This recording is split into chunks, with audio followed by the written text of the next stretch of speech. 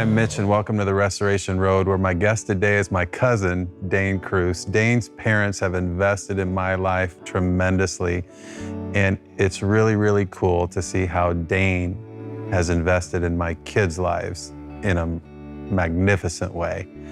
He has a huge heart. He is so wise, and he's going to share insights with us from his story and also from his opportunities in ministry to help young people. Dane Allen, how are you today? Hey, not doing too bad. Stuart Allen and Dane Allen. Yeah. Are you named after somebody, the Allen part? No, but my name Dane came from a misprint in the newspaper. You're kidding me. No. When mom and dad got married, one of my dad's groomsmen was named Dave. And in the newspaper, they put Dane. And they saw that, and when I came along, they said, hey, I like that name. So I'm a misprint. That is so cool. You've spent almost your entire life at County Line Church of God. Yes, probably I have. going 3 times a week almost your whole life. Yeah, probably. Our great-great-grandfather co-founded it around 122 years ago, something like that. Yeah. And so that's just where we grew up and did life. Did life Sunday morning, Wednesday night, Sunday night. I mean, I was there 3 times a week. And if you couldn't get enough, you went to Faith Christian Academy, which is now Lakewood Park Christian School. Yep. And was it first grade that was a very eventful year for you? First grade. That's one of those years that you don't ever want to remember. But my teacher, who was Mrs. Rose, who still teaches today, I think she teaches pre-K now, but I think she's had all my girls except Megan, because Megan came in 2nd grade or 3rd grade. Third grade. Just an incredible lady who was able to teach, very soft-spoken, but could gain your attention, not loud and demanding, anything like that. So one of the things that I got caught was I had a cheating scam going on. So what I would do, say I was doing a math paper, and I would act like I was finished, and I would go and walk up to turn it in on her desk. And I would look at the top sheet and compare my answers real quick. And if they weren't correct or weren't the same, I would go back to my seat, change the answers, and change whatever they had. So I did that a few times, and then she caught on real quick. And she pulled me out into the hallway, and she said, Dane, what are you doing? And of course, I was one of those kids that immediately when you say something like that, I just break down. Yeah. So then I looked at the paper, and she said, I think it was like 3 quarters, and I had the right answer, but I had erased it and put the other kid's answer. And she said, Dane, you had the right answer. And you know what? Looking back at that, I think it was my lack of confidence in myself, that I was sure that I'm okay. I believe that I have the right answer, but I just had a lack of confidence. So she really helped me. It's amazing how you look back at that and how she really started to form me at a young age.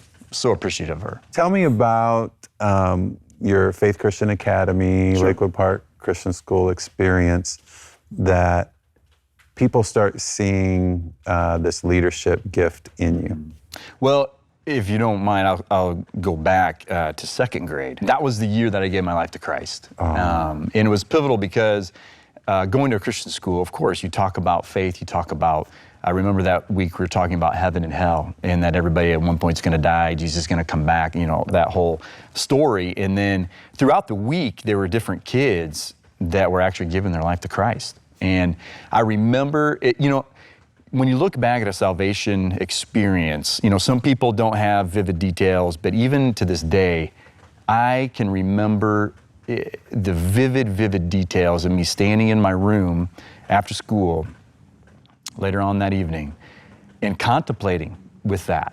And I didn't know it was the Holy Spirit at the time, but the Holy Spirit just came upon me, and I realized that I wasn't going to go to heaven.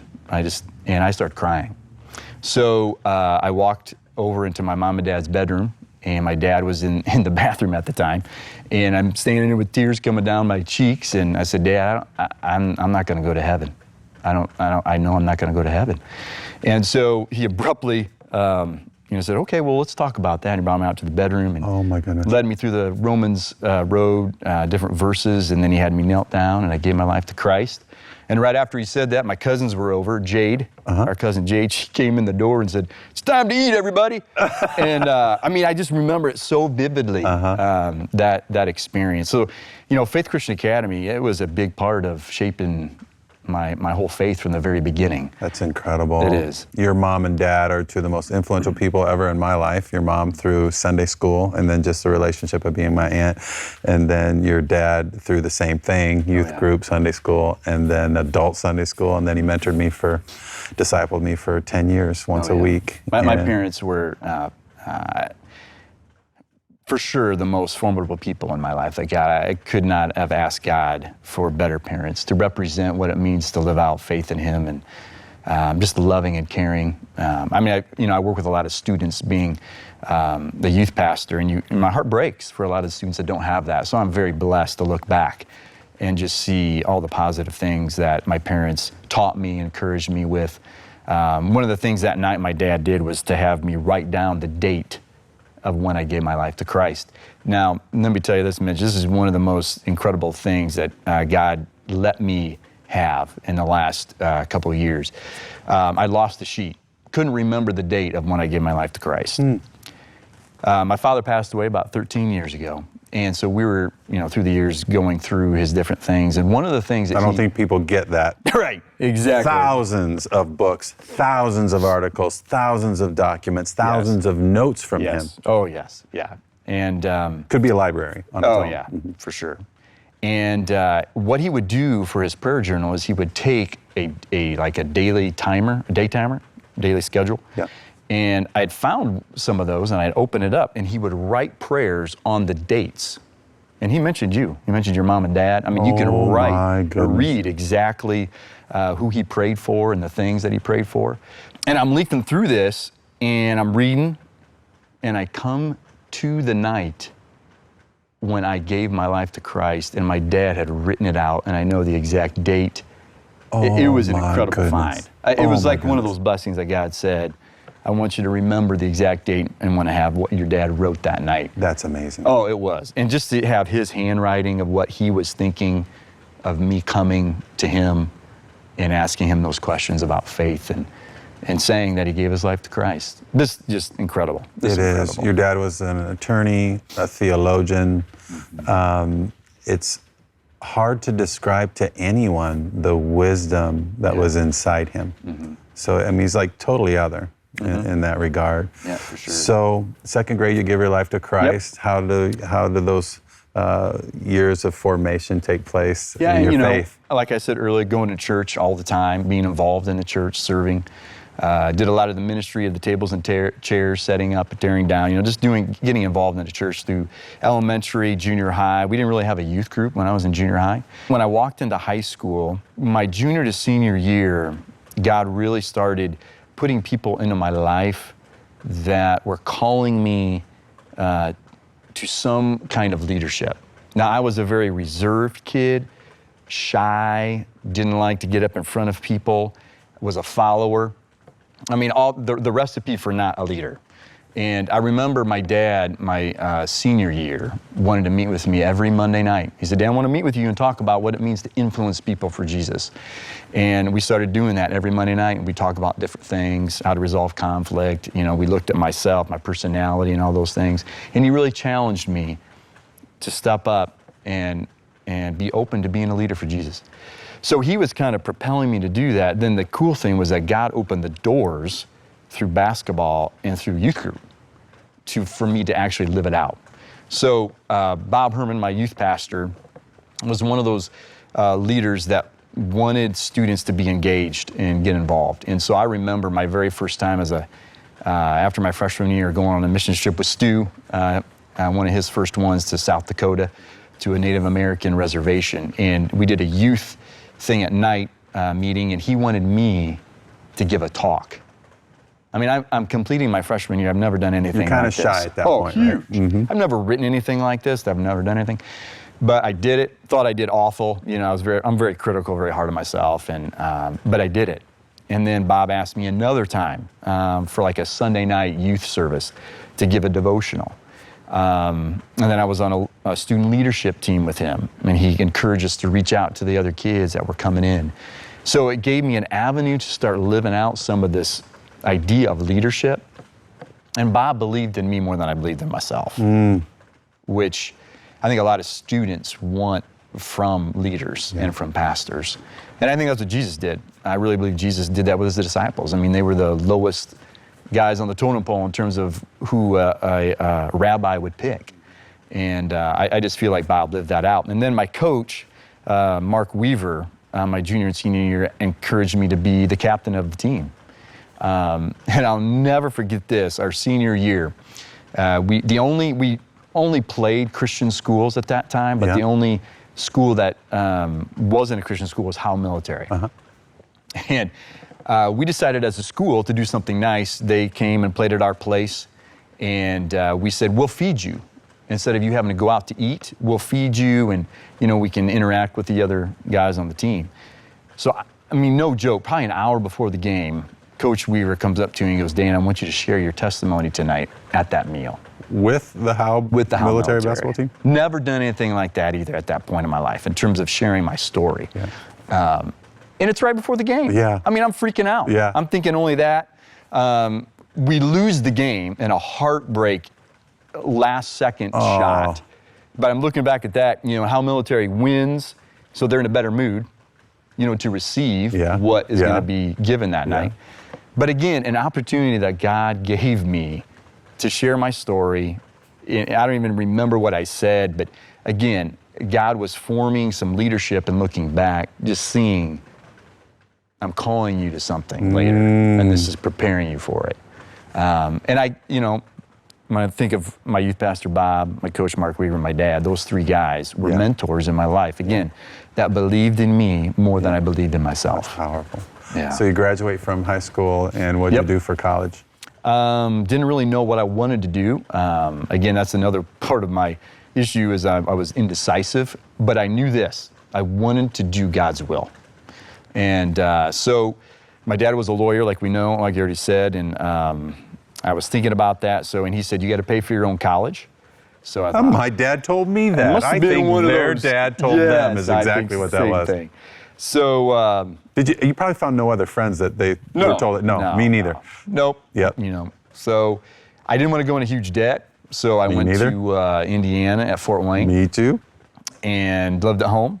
And during that time, though, I was also involved in the youth group, and now as an adult leader. And Bob, again, gave me opportunities on a retreat to give a talk, to help in the preparation and coordination for mission trips. So again, God was using that time in my life to form. So I completed my degree, majored in history, minored in psychology. My older sister went to law school.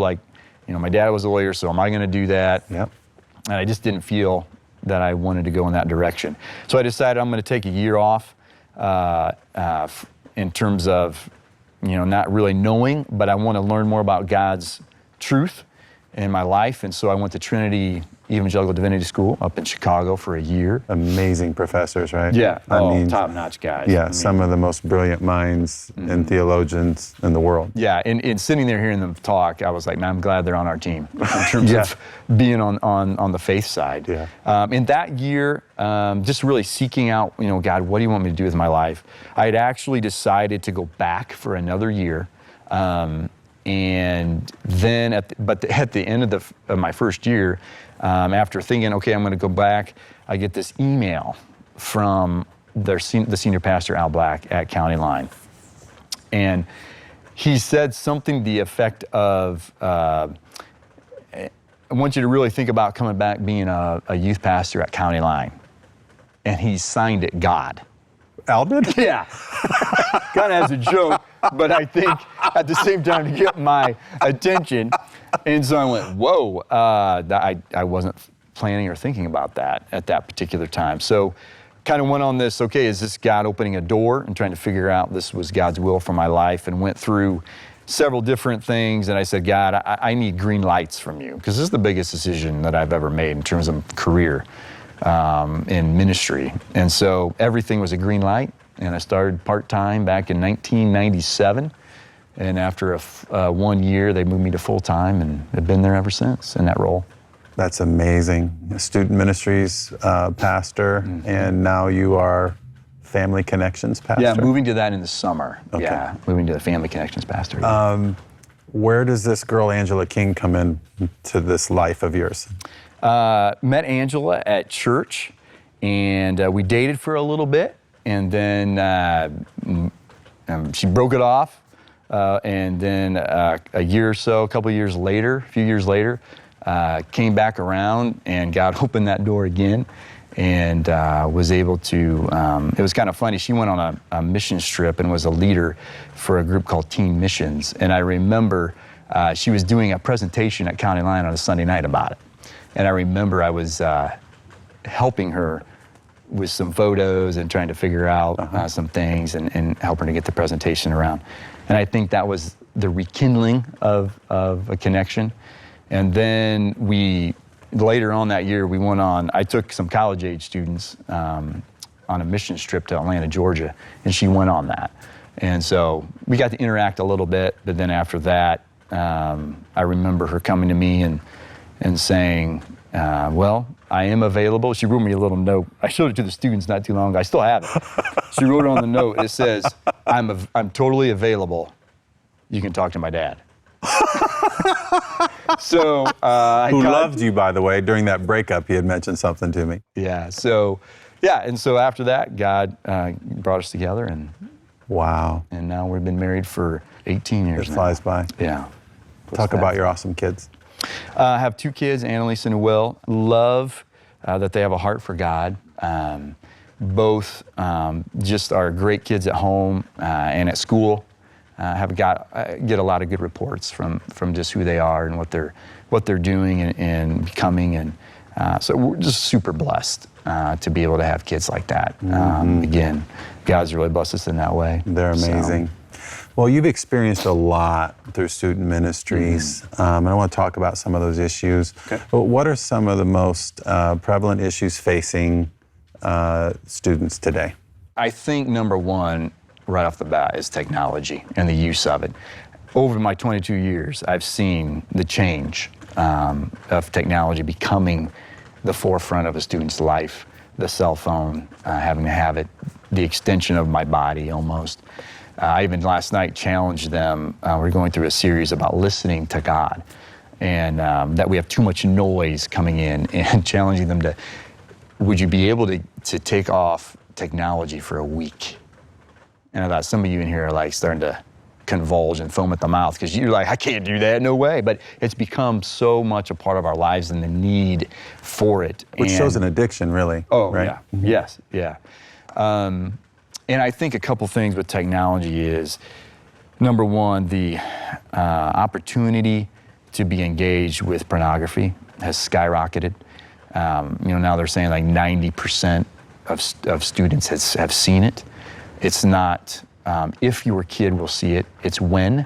And for boys, it's as early as 9 to 11 now is kind of the norm. Even 7 years old. Wow. And girls is even 11 to 13. They're seeing a huge rise in pornography amongst girls and women also. So I think that's a huge factor. They take their cell phones up to their rooms at night, and that's when they're most vulnerable. They're tired. That's when Satan will love to try to tempt them with it. So that's a huge thing. Another thing is just the whole idea of social media and wrapping your self-worth and your identity in social media. So when you post a picture, how many likes do I get? If I don't get a lot of likes, or so-and-so gets more likes than me, you begin to compare yourself more and more, and your self-worth begins to be affected by that. Like, nobody likes me, or a lot of negative self-talk comes through that. Now, technology's good. We have YouVersion on the Bible, so you can at any point get connected to a devotional and be connected to a group of people doing the same devotional. So you have access like that too. But I think one thing for parents especially, and students want to think that my cell phone, an iPad, that's my right. And it's not a right. You have to earn it. It's a privilege. Somebody said, we don't put a kid on a bike and just say, okay, go have fun. We help them understand how a bike works. Then we help them when they get on it. We give them safety pads, all those helmets, all those things. But when we just hand them a cell phone and say, okay, have fun. And we have to sit down and teach them, this is a privilege to have, and we're gonna be parents that are gonna watch you and have access to all your accounts. But for some reason, parents don't do that. I don't know if it's naivety or what. My kid will never do that, but they're getting into trouble that way. I remember my oldest had, you should be the first one in the family with a phone. I don't think it was a smartphone yet, and texting had just started. And one night, I saw that she was getting a text message from an older boy. Like, it was way older. It was like high school, getting ready to go to college or something. And she was in middle school, and he was a friend of hers. And the text was maybe innocent. He was asking about the other girl's feelings. And that's where we had a very clear come to Jesus meeting that she was not meant to be accessible 24/7, and Exactly. we're going to do something different. But texting was new, and it was like a shock to me almost that I was seeing this. Yeah. And so we've tried to establish that pattern. I know other parents that actually do it much better. They'll have all the chargers lined up, and every phone of every one of their children have to be in that spot, at night. Before they go to bed at night? Yep, exactly. And we started adopting that pattern. But there's subtle, innocent pushback. I got everything on there. It's my alarm in the morning, and all. And you just really got to power through that and realize there's a greater good, and don't let them be susceptible. Right, and it's just not people in the faith world, sharing a concern. I mean, people in every walk of life, secular world, psychologists are saying that the cell phone is becoming a huge problem. So many physiological things, even with technology, that kids at a young age, it's affecting them even more. My daughter doesn't have Snapchat. We just said it didn't start out as a positive thing. It was for sexting, when it started off. So we just said, you don't need it. And she gets left out on some things, and that's hard. We have to talk her through that. And that's another thing with technology. There's always the next thing. Like TikTok is the new thing now, and millions upon millions. And the thing is, again, going back to pornography, Instagram was supposed to be, when it first started, family friendly. No longer is. And as we know, I mean, the damage that can happen from an addiction like that at a young age can affect your future relationships with your spouse, with girlfriends. I mean, the stuff that I'm reading about, even in the Northeast at a public school, they were having a support group for boys who are addicted to pornography. The school was offering it because it's so evasive, so bad right now. Can you talk about what happens to a boy's brain? It's kind of one of those things like a drug. It goes directly to the part of the brain that gets lit up with endorphins. And so what happens is, I may not get this exactly right, but you have pathways in your brain to those certain parts. And the more that you watch pornography, that pathway, as one guy stated, it could start off as a little pathway, but then as you continue to watch, it gets bigger and bigger and bigger. And so now it's almost like a road through a forest, and it's going straight back. So that's where the addiction comes in. And if you can imagine that you have a forest and somebody forged a road through it, if you wanted to heal that and try to plant trees, that's going to take time. And it does. It takes so much time and self-discipline and accountability to overcome it. And there's a lot of good accountability software that you can use, that you can put on devices for students that's linked to an accountability partner that the parents can be a part of.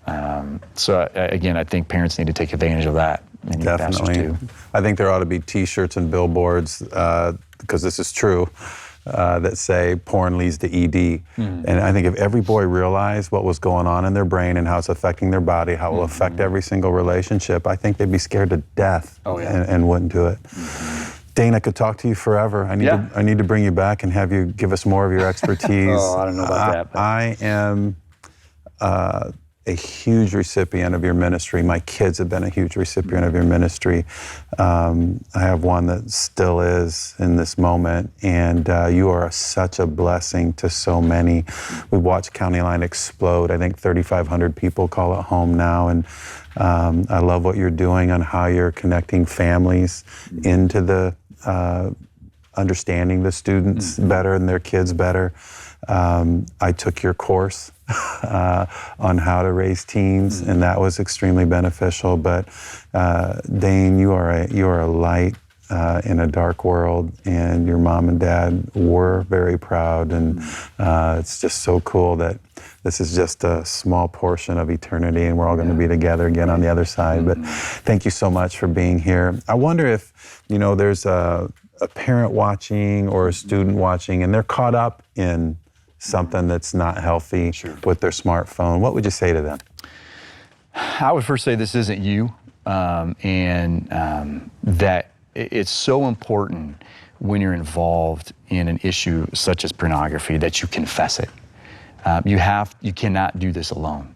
You cannot do it alone. You have to get other people involved.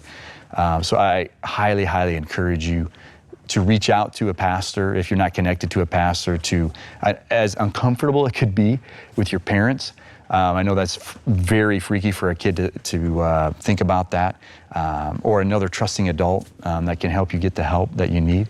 And but I highly, highly encourage you to do that. And as a parent, I know this is scary times to say that it's not if my kid sees pornography, but when. So as a parent, we need to have conversations with our teens and kids. Not all the time. You don't want to beat it to death, to bring it up a lot. But when God opens the door, be sensitive to the Spirit leading, and be willing to venture into an uncomfortable conversation. And make sure you tell your kid or your student that they're not going to be in trouble. Because I think that's a big thing. I'm going to be in trouble if I say, you know what? You're not going to be in trouble, but you need to tell me. And it's going to be okay. We just need to talk about it. They need to have that grace in their life. So make sure you're having conversations such as that with your teens on a regular basis. Amen. Thank you, Dane. Yeah, thanks. Hi, I'm Pat Dobbins. Join us next week on Restoration Road. You will not want to miss her story.